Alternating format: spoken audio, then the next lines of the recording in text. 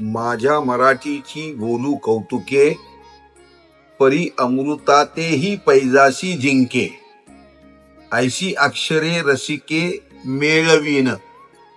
संत ज्ञानेश्वर माऊलींनी मराठीचं तोंड भरून कौतुक केलं आणि सामान्य माणसासाठी भगवद्गीतेचं जे संस्कृतमध्ये ज्ञान बंदिस्त होतं ते सामान्य माणसासाठी प्राकृत भाषेमध्ये उपलब्ध करून दिलेलं आहे.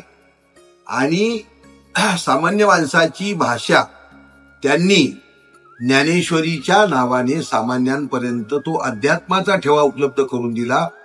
परंतु आजच्या या युगामध्ये जिथे मराठी बोलणं अपेक्षित आहे आणि तिला योग्य स्थान देण्यासाठी, अभिजित दर्जा देण्यासाठी महाराष्ट्र शासनाने तिला अभिजित दर्जा जरी दिला तरी आज मराठीची कुचंबना होत आहे, प्रतारणा होत आहे. म्हणून आम्ही जी ज्ञानेश्वरांना जी अपेक्षित मराठी भाषा होती ती भाषा सर्वांनी बोलणे अपेक्षित आहे.